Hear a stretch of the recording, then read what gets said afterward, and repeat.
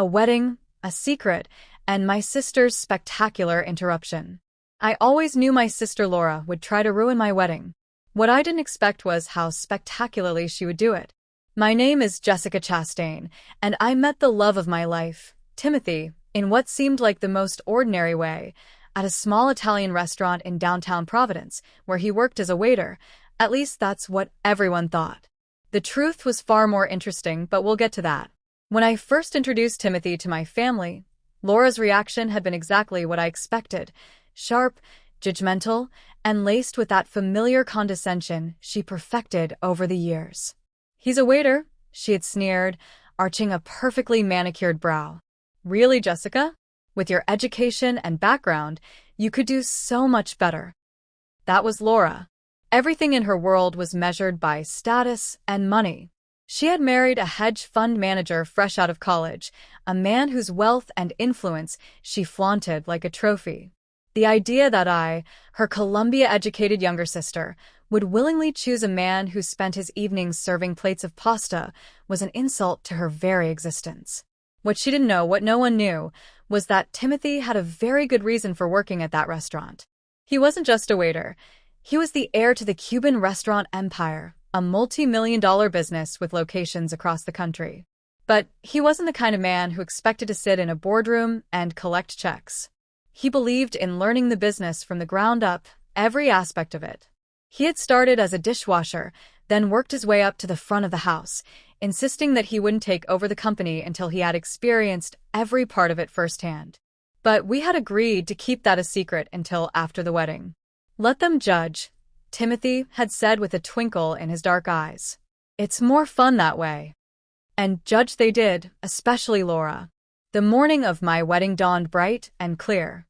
The small church we had chosen was perfect, intimate, elegant, nothing like the over-the-top spectacle Laura had orchestrated for her own wedding years ago. I was in the bridal suite, my mother fussing over my veil, when Laura stormed in like a hurricane in designer heels. "You can't go through with this," she declared, standing in the doorway as if she were about to stage an intervention.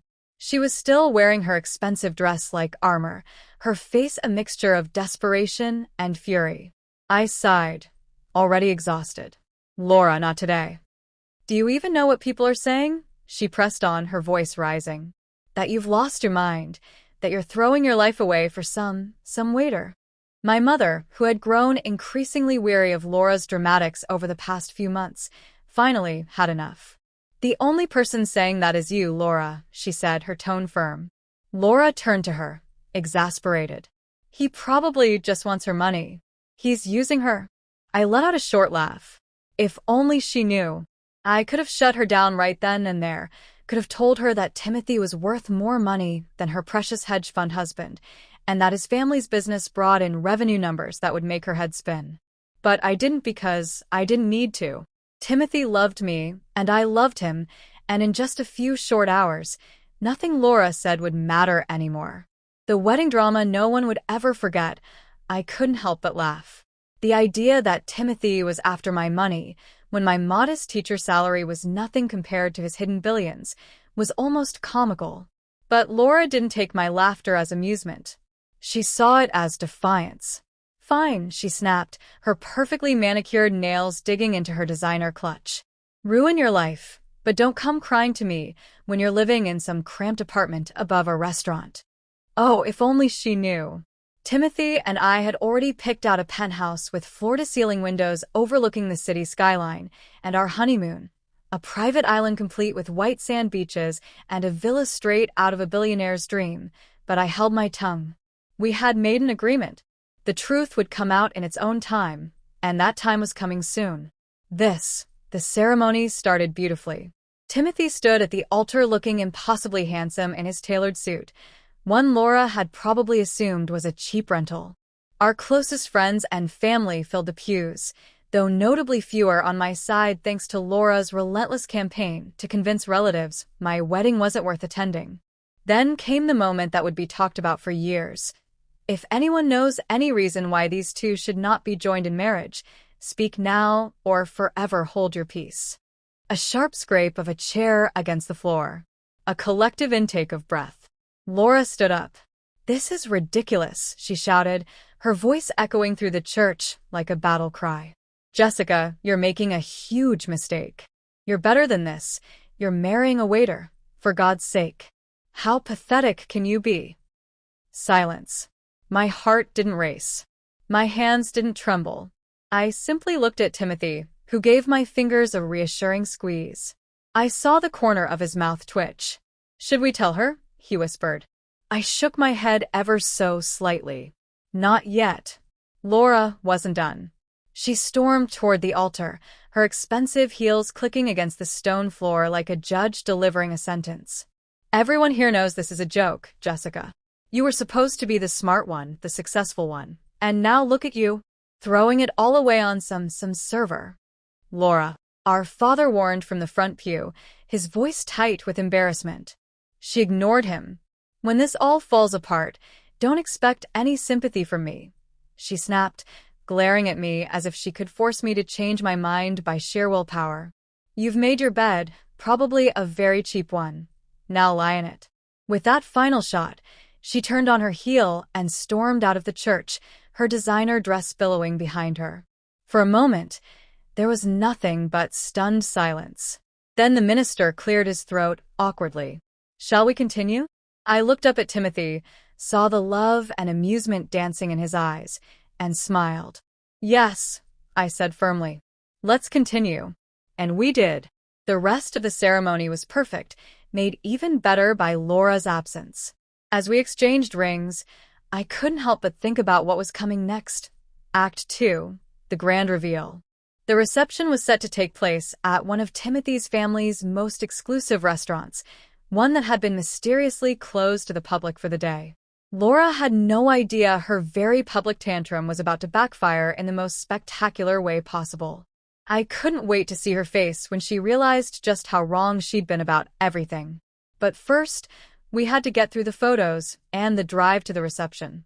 Timothy helped me into the vintage Rolls-Royce, one that wasn't rented as Laura would assume, but actually part of his personal collection.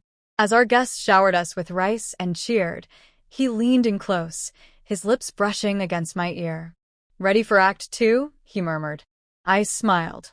"Oh, I've been waiting for this part all day." I smiled, thinking about the scene that was about to unfold at the reception. "More than ready. Do you think she'll show up?" I asked, already knowing the answer. Timothy chuckled, his confidence unwavering. "Oh, she'll show up. People like Laura can't resist a chance to feel superior. She'll come just to witness what she assumes will be a cheap, embarrassing disaster of a reception." He was right, of course.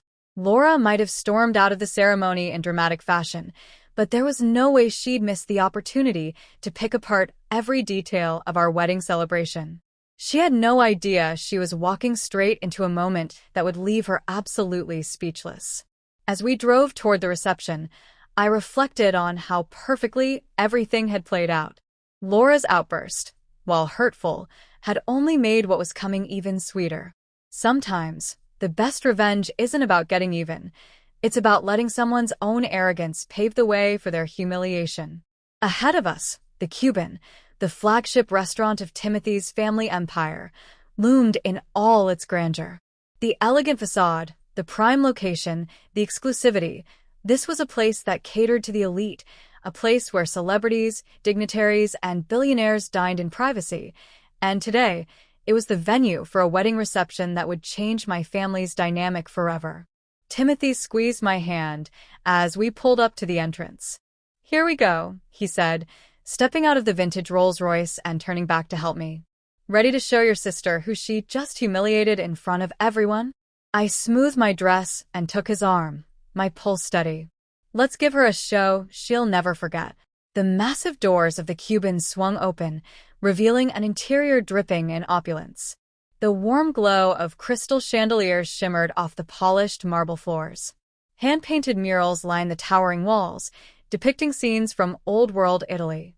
White-gloved servers moved gracefully through the crowd, offering trays of champagne, the kind that costs more per bottle than what most people assumed Timothy made in a month. A collective gasp rippled through our arriving guests. "This must be a mistake," I overheard someone whisper. How could they afford this place? And then, right on cue, Laura arrived. She was fashionably late, of course, likely expecting to walk into a budget banquet hall with plastic centerpieces and buffet trays. Instead, she stepped into the Cuban and froze. Her perfectly made-up face twisted in confusion as she scanned the room. "There's been a mix-up," she declared loudly, approaching me with suspicion. "This is the Cuban. They don't do wedding receptions, ever?" Timothy appeared at my side, his expression unreadable, but his eyes full of quiet amusement. "They made an exception," he said smoothly. "For family." Laura barely had time to process those words before an imposing figure emerged from the crowd. Mark Cuban, the patriarch of the Cuban restaurant empire. A legend in the industry, a man so notoriously private that seeing him in public was almost unheard of, and yet, here he was, walking straight toward us. Laura's eyes widened as the elderly man reached Timothy and pulled him into a warm embrace. My grandson," Mark said, his voice rich with pride. "Finally married to his beautiful Jessica." Silence. Complete, absolute silence. Laura's champagne glass slipped from her fingers, shattering against the marble floor. "Gee, grandson," she choked out, her voice barely above a whisper. Mark turned to her, his sharp eyes sizing her up. You must be the sister who caused such a scene at the church," he said, his tone pleasant but edged with something unmistakable. "Tell me, what was it you called my grandson again? Some server, wasn't it?" Laura went pale. Her mouth opened and closed, but no words came out. The realization hit her like a freight train. Timothy wasn't just some waiter. He was the heir to one of the most powerful restaurant empires in the country. The Cuban group owned hundreds of high-end establishments across the globe, as well as luxury hotels, vineyards, and prime real estate. And she had just publicly embarrassed herself in front of all of them. I stood there watching it all unfold, feeling no need to say a single word because at that moment, Laura finally understood just how wrong she had been. And there was no sweeter victory than that. I didn't know," Laura stammered, her face pale. Mark raised an eyebrow and spoke calmly. "Maybe next time, you'll remember that true class isn't about what someone does for a living, it's about how they treat others." Timothy squeezed my hand as Laura stood there frozen in embarrassment. Around us, guests began whispering as they pieced everything together. The simple wedding ceremony followed by this grand reception, the so-called waiter, who was actually the heir to a restaurant empire. Laura finally found her voice. "Why didn't you tell me?" she demanded, her tone a mix of anger and disbelief. "You let me believe you let me make a fool of myself." I met her eyes, my voice calm but firm. Would it have mattered? Would you have treated Timothy differently if you had known who he really was? She didn't answer. "That's exactly why we didn't tell anyone," I continued. "We wanted to know who our real friends were." Laura's face twisted with frustration. "But I'm your sister." "Yes," I said, holding my ground. "Which makes your behavior even worse. You couldn't even be happy for me unless you approved of my choices, based on social status." Mark cleared his throat. "If you'd like to leave, no one would blame you. You've already provided enough entertainment for one day." Laura's face turned deep red. She glanced around the room, realizing that everyone was watching her. The same people who had witnessed her dramatic outburst at the church were now seeing her embarrassment unfold in real time. She lowered her gaze. "I should go," she muttered. Then, to everyone's surprise, Timothy spoke up. "Stay." All eyes turned to him. "Stay. Enjoy the reception," he said sincerely. "Think of it as a chance to start over, to see people for who they are, not what they own or what they do for a living." I looked at my husband with pride. Even after everything Laura had done, he was still showing more kindness and grace than she ever had. Laura hesitated, looking down at the shattered glass at her feet. Then slowly she nodded. I'd like that. And I owe you both an apology." "Yes, you do," Mark agreed with a small smirk. "But perhaps they can wait until after the first dance. I believe my grandson and his bride have waited long enough to celebrate properly." Timothy took my hand and led me to the dance floor. As we moved together beneath the sparkling chandeliers, I caught glimpses of Laura standing off to the side alone. She wasn't sulking, but she was thinking, probably trying to calculate just how many apologies it would take before she could start bragging about her new connection to the Cuban family. Timothy leaned in, his breath warm against my ear. She'll never change completely. No. I agreed, smiling. But maybe next time, she'll think twice before judging someone based on their job. The reception carried on like something out of a fairy tale. Course after course of Cuban family specialties were served, paired with wine from their private reserve. Guests were captivated as Mark shared stories of how Timothy had worked his way up, insisting on starting at the bottom. He didn't want special treatment, Mark explained. Most rich kids want to jump straight into the corporate office, not my grandson. He wanted to earn his place. I squeezed Timothy's hand under the table, filled with love and pride. He had never needed a title or wealth to prove his worth, and now neither did I. I watched Laura's face as she finally realized just how wrong she had been. The waiter she had dismissed so easily had more work ethic and humility than her wealthy hedge fund husband ever had. As the night went on, I noticed her trying to approach us several times, probably to apologize or do some damage control, but each time, someone else would step in wanting to share a story, offer congratulations, or simply enjoy the night with us. Laura's social punishment would last a little longer. After all, she had spent months making me feel small. A few hours of humility wouldn't kill her. Besides, we had other things to focus on, like the honeymoon villa waiting for us on the Cuban family's private island. But that was a surprise for another day. For now, I was happy to dance with my husband, surrounded by people who loved us for who we were, not what we owned. And if my sister learned something from all of this, well, that was just icing on our very expensive wedding cake. 1 year later, life settled into a new rhythm. Timothy and I moved into our penthouse overlooking Providence Harbor. I continued teaching, while he took on more responsibilities within the Cuban group. We kept things simple, just as we always had. But Laura struggled with our new dynamic. "You could at least let me host a proper housewarming," she complained one afternoon, looking around at our minimalist decor. "This place deserves to be shown off." "That's exactly why we don't show it off," I replied. "Some things are better kept private." She didn't understand. For the past year, she had been trying to rebuild her reputation, dropping the Cuban name whenever possible. Her social media was suddenly full of posts about my sister and her husband's amazing restaurants and family dinners at the Cuban. Timothy found it amusing. "At least she's promoting the business," he'd say with a shrug. But everything changed when Laura's perfect world fell apart. Her hedge fund husband, John, got caught in a massive scandal in insider trading, fraud, the works. Suddenly, the wealth she had flaunted over everyone was gone, frozen by federal investigators.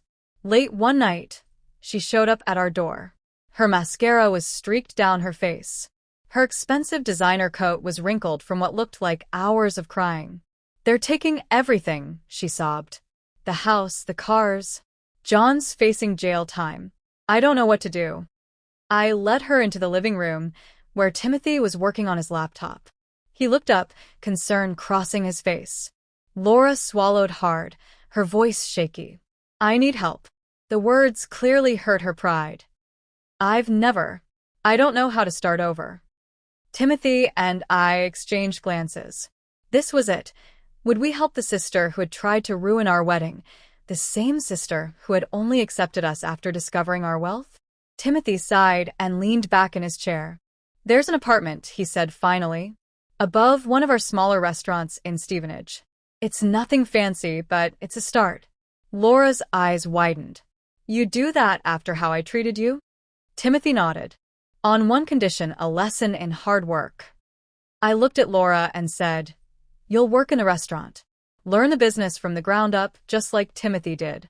You'll wait tables." Her eyes widened in horror. Timothy nodded. "Among other things. You'll wash dishes, bus tables, learn to cook.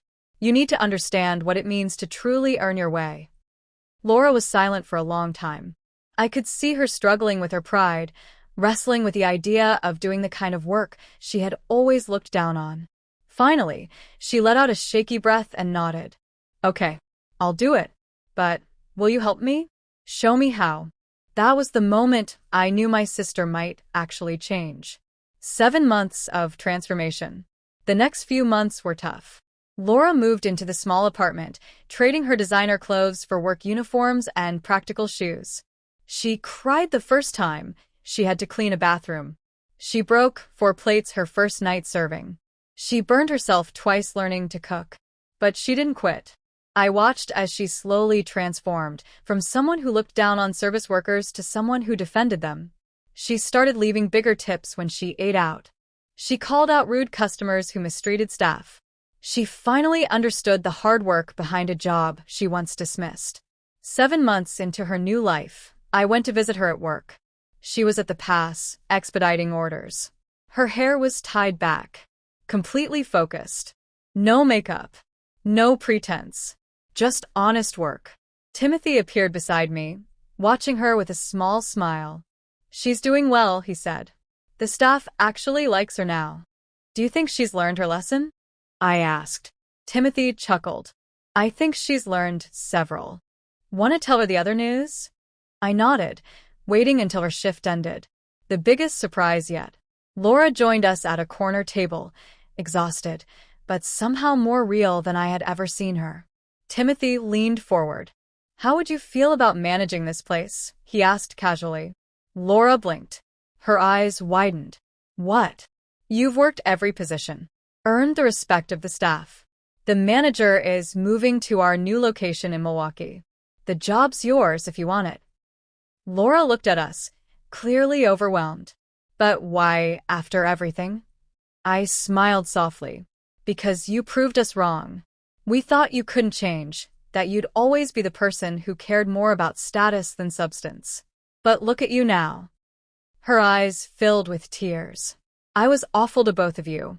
I let money and status blind me to what really matters. Timothy nodded. And now? Laura took a deep breath, then smiled. A real, genuine smile. Now I finally see what matters. I know now that what really matters is who people are, not what they own or what they do for a living. That night, as Timothy and I walked home, he squeezed my hand. Your sister finally found her way. I smiled. Our way, I corrected. The hard way, the honest way. Timothy chuckled. Think she's ready for the family reunion next month, when everyone finds out she's managing one of our restaurants? I laughed, picturing Laura standing at the fancy gathering, probably wearing her Cuban restaurant uniform, unbothered by the judgment of the people who once admired her for all the wrong reasons. I think she's finally ready to be herself, no matter what anyone thinks. And that, more than anything else, was the greatest victory. Not the big reveal at our wedding, not the moment she realized she had been wrong, not even watching her struggle and learn from her mistakes. The greatest victory was seeing my sister finally discover who she truly was beneath all the designer labels and social climbing. Because sometimes, the best kind of revenge isn't about proving someone wrong. It's about helping them become a better person. Laura's journey from a judgmental socialite to a hardworking restaurant manager was proof that people can change if they're given the right opportunity and the motivation to grow. As for Timothy and me, we continued living simply, working hard, and remembering that true wealth isn't measured by what you own. It's measured by who you are and how you treat others. And that's a lesson worth more than all the Cuban billions combined.